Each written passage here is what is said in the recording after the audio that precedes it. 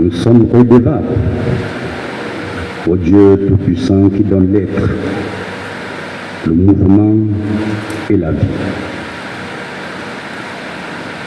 Lui qui nous rassemble ici ce matin, dans ce temple déjà sanctifié par le feu du Saint-Esprit, pour communier tous ensemble autour de sa table sainte, afin d'acquérir des forces nouvelles pour le travail que nous avons à faire au terme de cette année ecclésiale. Je remercie le Tout-Puissant qui a porté son choix à ma modeste personne pour diriger ce grand culte, à travers sa parole qui vient de lui et de lui seul. Qu'il soit ma seule source d'inspiration et qu'il vous donne, à vous tous qui êtes ici ce matin réunis à son honneur, la grâce d'écouter cette parole qui vous sera adressée, mais surtout de la traduire par des actes concrets pour sauver vos âmes. Ainsi, pour notre ressourcement de ce matin, notre choix s'est porté sur cette épître de Paul aux Corinthiens, chapitre 12, les 9 premiers versets. Et le verset sur lequel je désire attirer votre attention est le verset 3 que je vais relire. Par la grâce qui m'a été donnée, je dis à chacun de vous de n'avoir pas de lui-même une trop haute opinion, mais de révertir les sentiments modestes selon la mesure de la foi que Dieu a départie à chacun. Fin de citation. Bien-aimés, peuple de Dieu, cette épître, Paul l'a rédigée à Corinthe, au moment où il s'apprêtait à monter à Jérusalem avec la collecte des croyants d'Achaïe et de la Macédoine. Vous pouvez le voir dans Romains 25, verset 18. Cette épître est destinée à tous les juifs et non-juifs que l'apôtre Paul ne connaissait même pas, sauf Prisca et Aquila. Il se présente sous forme d'un exposé méthodique porté sur le contenu de foi chrétienne. Paul évoque la malédiction du péché, la détresse de l'humanité, et lui oppose la justice de Dieu et sa compassion, la puissance de la grâce, la justification par la foi en Jésus-Christ et l'action du Saint-Esprit au sein de l'humanité. Relisons ensemble cette péricope si riche en enseignements et gardons pour thème ce matin cette interrogation. Quelle opinion as-tu de toi? Quelle opinion as-tu de toi, chrétien de la paroisse Sikem? Le terme opinion signifie tout simplement un jugement, un avis, un sentiment qu'un individu ou un groupe émet sur un sujet ou sur un fait. L'opinion est un terme issu du verbe latin opinari, qui est un ensemble de jugements que l'on fait à propos d'un objet, un jugement que l'on porte sur un individu, un être vivant ou un phénomène. Elle peut influencer et peut donner de bonnes ou de mauvaises informations sur un sujet étudié au sein d'un groupe ou d'une personne. Platon, cette éminente philosophie grecque, affirme que l'opinion ou doxa regroupe deux types de connaissances, la croyance et l'illusion. Dans les deux cas, nos opinions peuvent être influencées par notre milieu social, notre caractère affectif et nos préjugés. Et pour Théophrasque, l'élève d'Aristote, lui définit l'opinion comme une déclaration concernant ce qu'il faut faire. Les opinions peuvent être paradoxales, consensuelles et douteuses. Bien-aimés dans le Seigneur, dans ces paragraphes lus, il est question simplement des principes de morale personnelle. L'apôtre voulant exposer aux chrétiens de Rome le devoir relatif à leur rapport mutuel, il commence par les inviter à être modestes dans l'opinion qu'ils ont d'eux-mêmes. Car la modestie seule nous met à notre véritable place devant Dieu et devant les hommes. Les relations des chrétiens à la fois avec les païens et entre eux. Les recommandations viennent spontanément sans vraie tentative de classification. C'est un exercice des dons reçus par la grâce. Il nous montre que les talents, parce qu'ils viennent de Dieu, doivent être employés avec humilité. Et celui qui est particulièrement doué est tenté de se vanter et de devenir prétentieux. D'où la recommandation de l'apôtre de garder la tête froide et de rejeter toute vanité. Bien-aimés dans le Seigneur, lorsque nous passons le monde au pain fin de la raison critique, on peut faire ce constat dans les comportements que nous avons. On peut comparer nos comportements ou nos opinions à trois miroirs. Premier miroir, miroir blanc, qui renvoie fidèlement notre image. Le deuxième miroir, c'est le miroir sphérique concave. Ce miroir-là grossit notre image. Et le troisième miroir, c'est un miroir sphérique convexe. Un miroir blanc, je vais dire, lui converse, qui rétrécit notre image. Cela évoque les trois types d'opinions que l'on rencontre dans nos différentes sociétés, dans nos familles et même dans l'Église de Dieu. Dans le premier miroir sphérique concave, c'est celui qui grossit notre image. Cela signifie tout simplement que nous avons une opinion exagérée, pompeuse de notre personne. nous surestimons nos capacités. Nous pensons être au-dessus de nos frères et de nos sœurs et à vouloir nous attirer ou tout attirer autour de nous. Ces personnes-là, nous les rencontrons dans nos familles et dans la société, dans l'Église.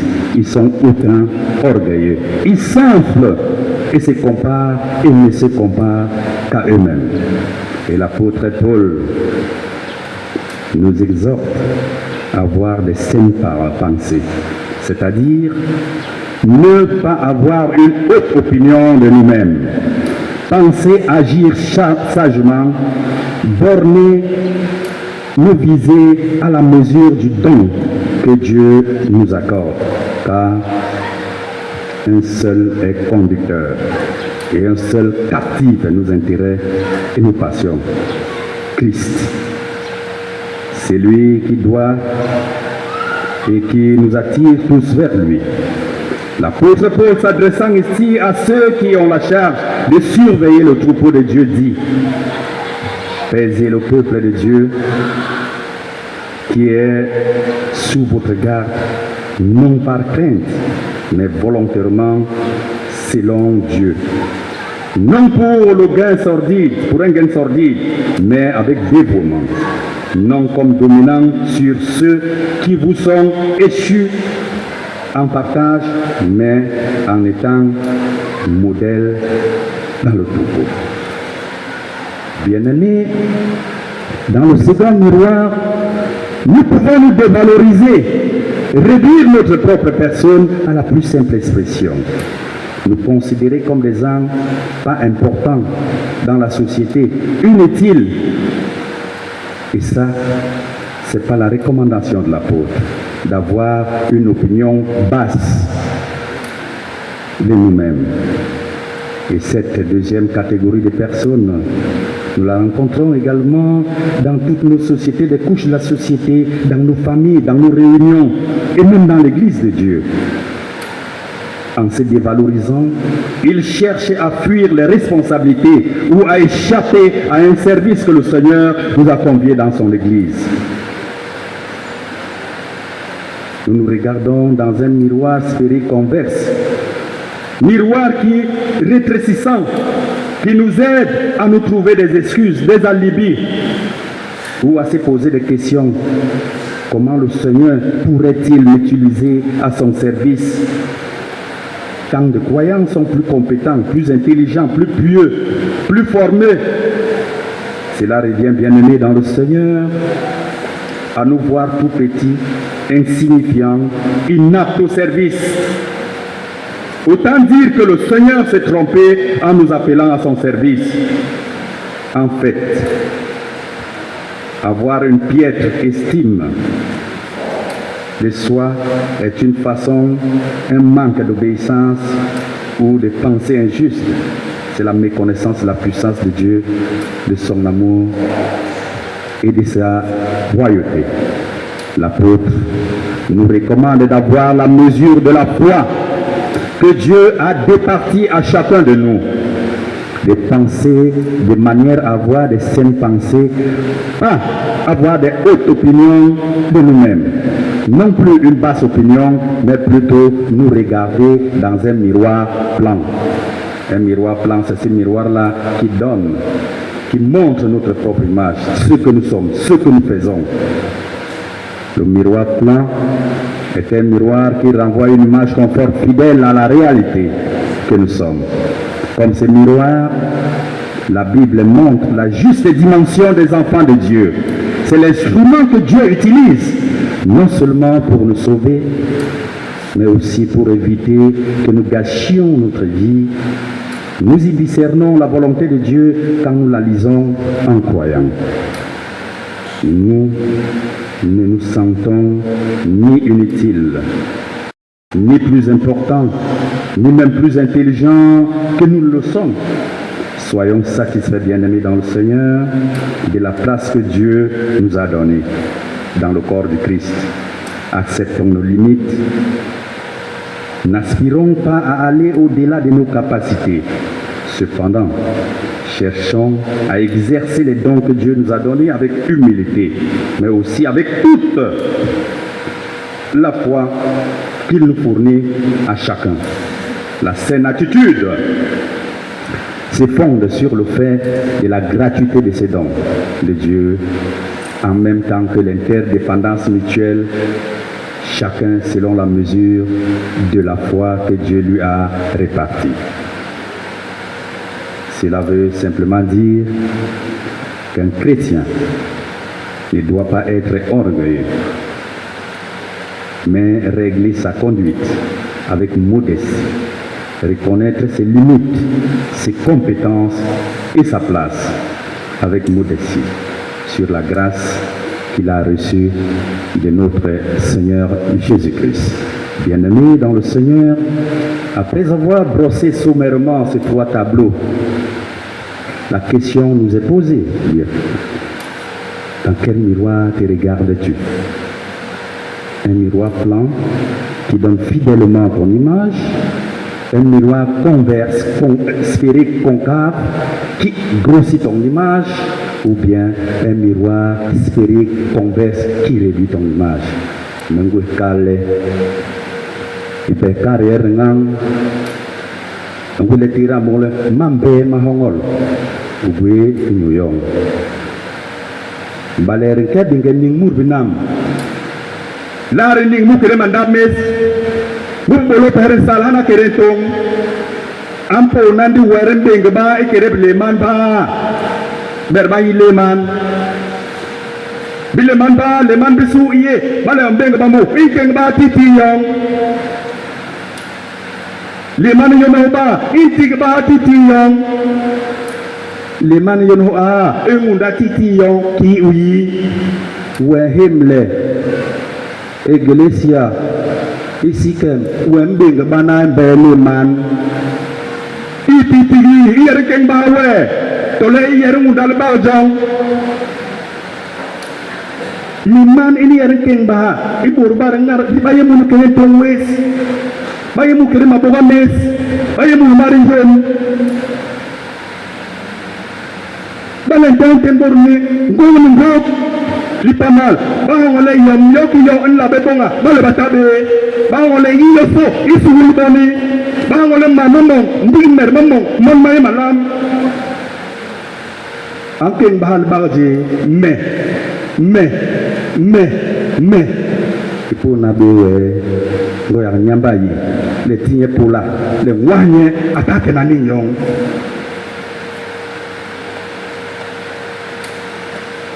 Mahal barjong ikan nyen pungoma Paulo atila bahe do Korinto nyen king babang bang nan bale men ko bolni nteni pe illa ki nyambari tibe nyule hiki nyambari tigi warawe na kalin italeni lamay gwenenyo iwula bo bape ni sununu iyi ngwang ni telion duwane bale munu keretong Gumpunyu joni undaleri ni Nakumuru mikin ingera wapaso sem eka wangegwe kalangwe kalela Bapa wangole bale batabe ibomam Nyoma boga map tole mbaya tole nyoma il famille wap jamni labe bonga joki jonyule bon mantege yi Mebeke homo wara Ndi menok Muin lung wara mabese bela bayi curut. Bobo bayi curut no a. Bayi curut bana intung. Ayembe. Nian gom beso berwar lu pamong. Ning nebu yom yokiyo. Mbing kebal liman king bahawe. Di nguma Paulo Yesus suhunyu yin pehnyam bambina we. Penyambe Italian dalam bungo ya. Yang Italian yang tua kalau ni bungo yo nyu bongle mahal menang melam ni bongle berbatola. Dia go benda bang mu. Kalau humle ni mu. Burba pebambi ke bawah mere. Ile manin ti ke bawah mere. Bante ripamu no wala ya. Ba men la bong nyo bon ba kwe mo ni bakina to. Usuru mere ni so son tong Nous sommes à John, il y a même la soulou, on m'a parlé de soulou, on y a autant. Il peut y aller, vous voulez y aller. Sobang sontung, kalau gue kalian yang nyampe, gerak yang boleh lontung, sama gue dia yang apa semua bong ngabil len, bebar kuh nanu, bebar hirin bong nu, membong bi nyop menunggu yang bayar tin, imu pe gue nemu nung pe nung le yang wong, kan yang bantu gue, suhu bang gue mere, ngoma pau lang gue beler suhu bebo mere no ni coba neto, mahongon makengi, nganda inu ye bebo mere, in auto opinion, bas opinion, angku beler suhu bebo mere, suhu bang gue mere, gue yang nyampe. Wen kale hege arab hege we nyaba bakale mama sona nyaba hege maiki malam na walo kanan bane bonyoto josang ahimle iglesia isiken le suhu bang we meresi ile ubing na we mere iliman iunda njemu ini ula buru pa salop ntanya dulu wala na mbinda ngem yol masong la benyen ayi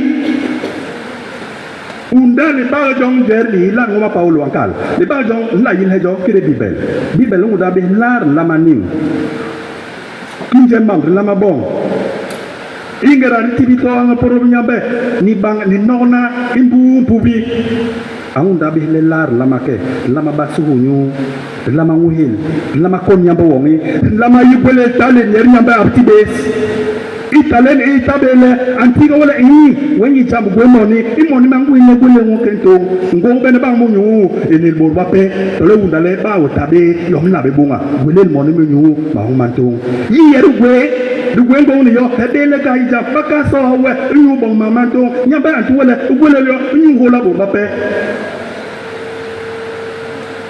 keleke ba bi ngana ni bile man bin bogwa ini yarin king baha ini yarin tig baha ni ini yarin udal ba jo wenu ngebleme umbe de bana bele man wen tim he amen. Seigneur, nous arrivons au terme de cette première articulation de notre célébration de ce matin. Merci à toi qui as fait jaillir ta louange de nos cœurs. Merci parce que tu as suscité un élan de cœur et nos mains se sont tendues pour t'offrir. Tu as reçu notre louange et notre offrande. Tu nous as reçus nous-mêmes. Béni soit ton nom, Seigneur, parce que tu rends ta parole efficace, celle que nous avons écoutée ce matin. Dispose nos cœurs à la garder et à la mettre en pratique pour qu'elle produise en nous le changement que toi-même tu attends. La semaine qui s'ouvre devant nous est chargée. Nous voulons, Seigneur, l'affronter avec toi. Merci parce que toi-même tu ouvres le chemin devant nous. Merci parce que tu nous bénis tout au long de cette semaine. Fais de nous des instruments entre tes mains pour manifester la gloire du nom de Jésus-Christ, notre Sauveur, par qui nous t'avons ici. Que l'Éternel, le Dieu Tout-Puissant lui-même, nous bénisse et nous garde. Qu'il nous soutienne et qu'il nous donne du succès dans nos activités. Surtout, qu'il incline nos cœurs à faire sa volonté encore et toujours. Il est fidèle et juste. Il sait de quoi nous avons besoin et c'est lui seul qui peut combler nos attentes par Jésus-Christ notre Sauveur et notre Seigneur.